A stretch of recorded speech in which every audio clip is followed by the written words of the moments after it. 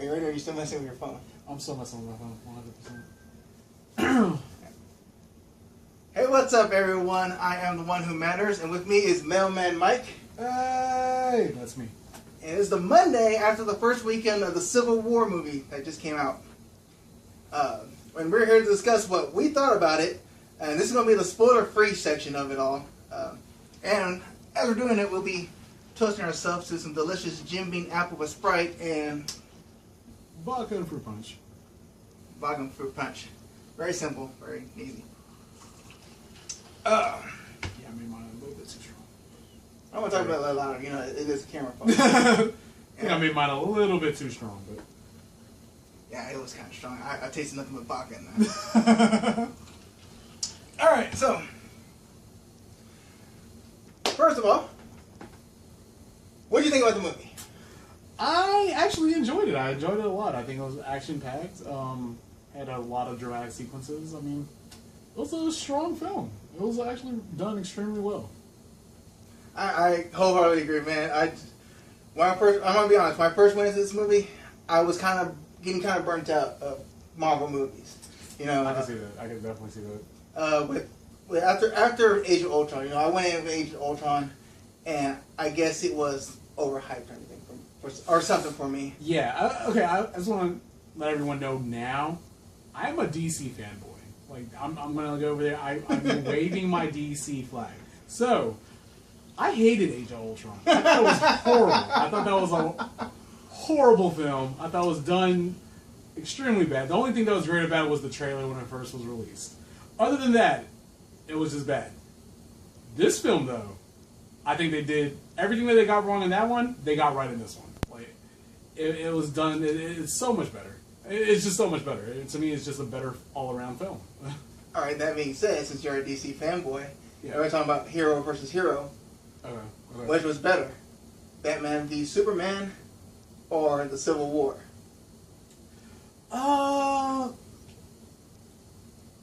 As a standalone film, I'm gonna have to go with Civil War. I think that was it was an extremely done film. Like I said, as a DC fanboy, I would say they did a better job than Zack Snyder did with Batman vs Superman. And I actually like Batman vs Superman. I know a lot of the rest of the world hated it. Apparently, like every single critic hated it. But as a fan, I enjoyed it. I didn't hate Batman v Superman. It was Other than Lex Luthor, I think that was actually. my biggest problem with Batman v Superman was it didn't feel like it gave its characters enough time. You know, with the Civil War, everybody had time. Even the smallest characters had time. You know, and they were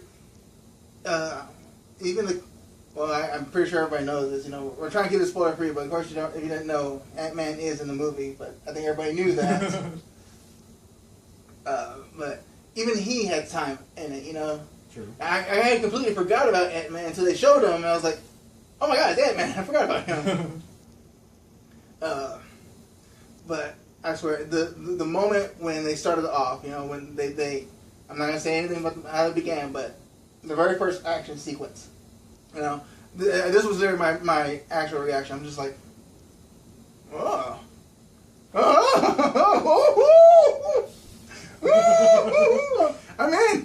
I'm sold. I swear every single.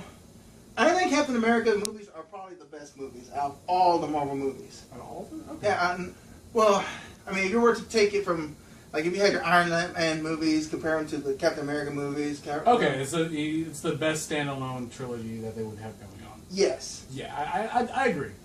I think Iron Man was probably my favorite at first. Like, the first one was amazing.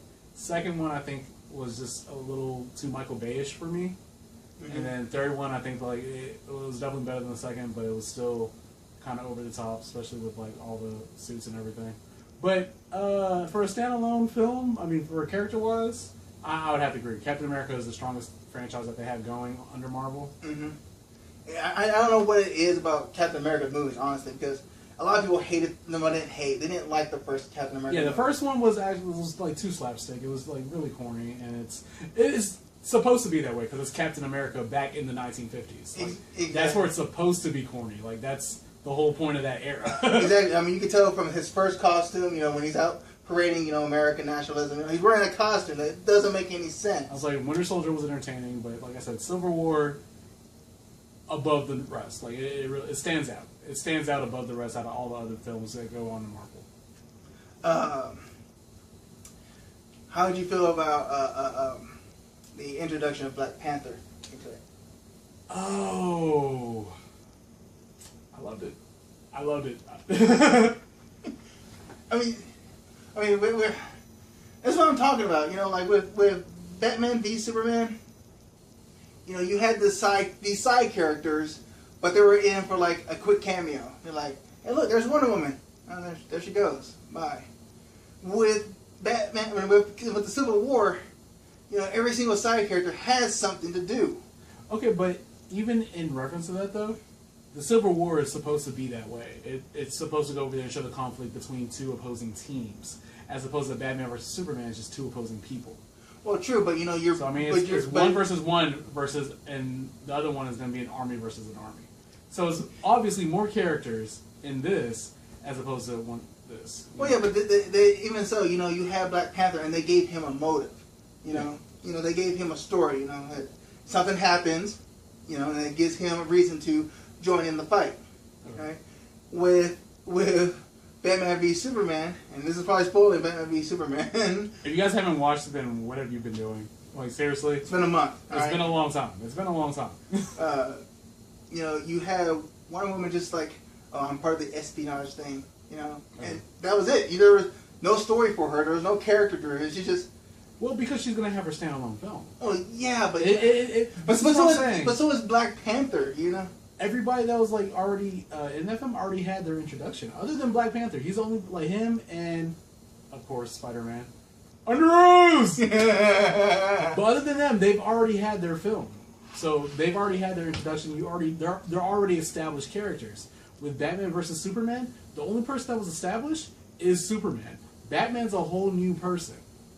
All right, I'll give you that, but it just like Superman's the only person that's continuing a story. Everything else is brand new. Everything. Well, but with Batman v Superman, it seems like they're trying to push like their whole friendship of comic books. Like they had a history together, but they didn't have a history together. Like there was no friendship in the movie. Well, Batman tried to kill the guy. But Batman's a dick, by the way. What I'm saying is, in the movie, Batman's already an established character. He's in his grisly age now. He's in his Dark Knight series, which means before even Superman showed up, he's already been doing his own thing. Yes.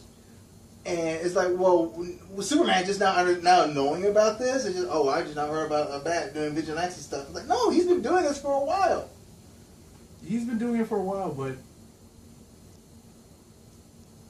Smallville and Gotham City are far away from each other.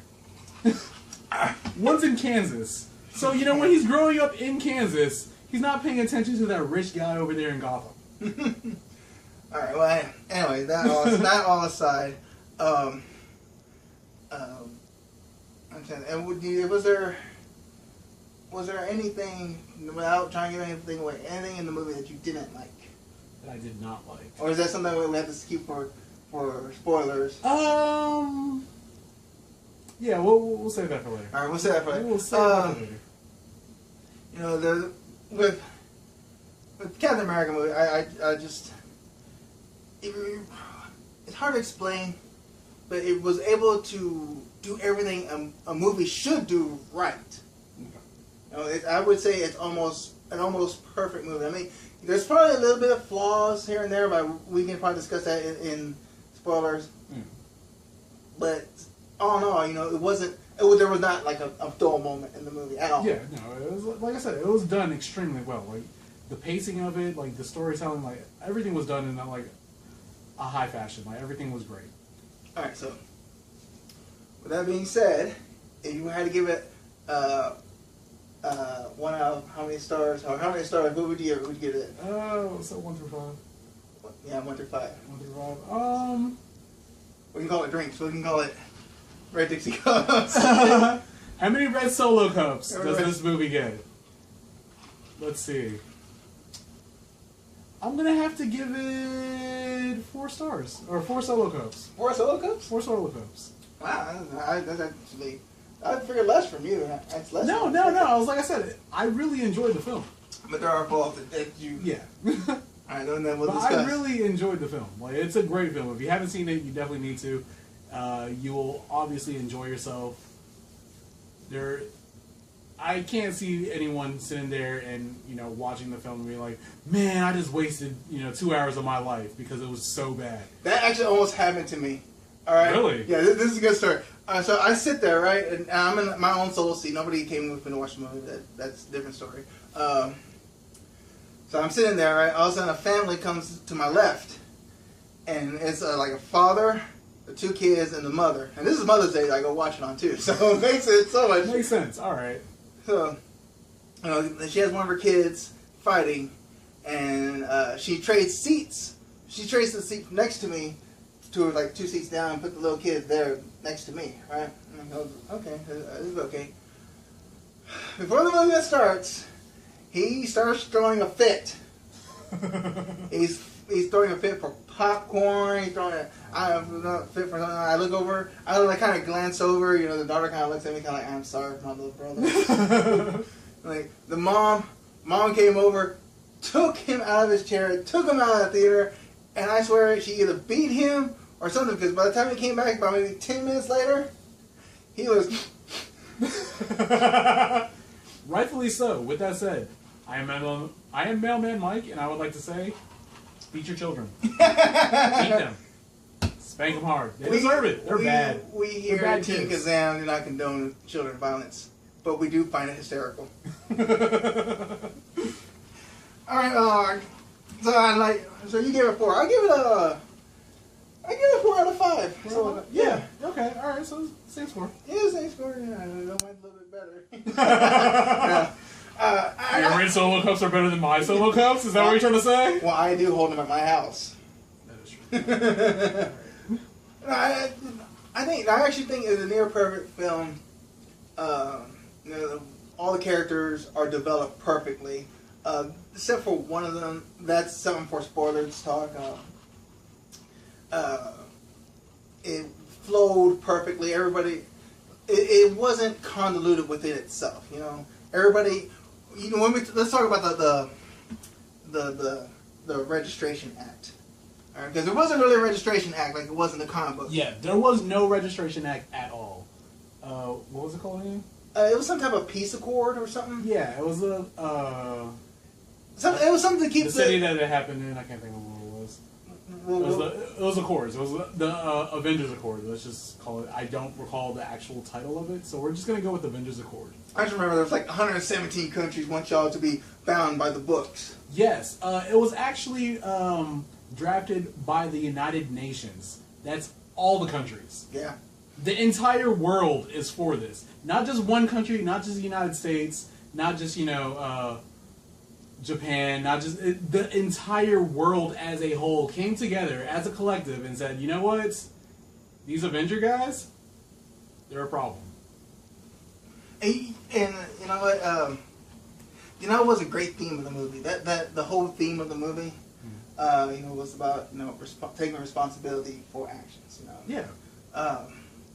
And the other theme was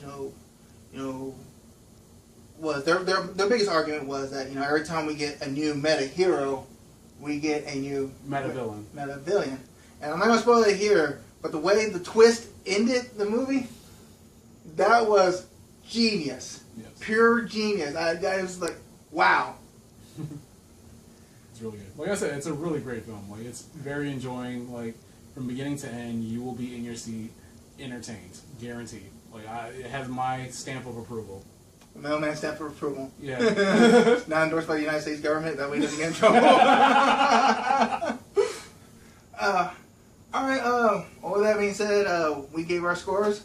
If you want to join us in our spoiler part of the video, I have a link in the description.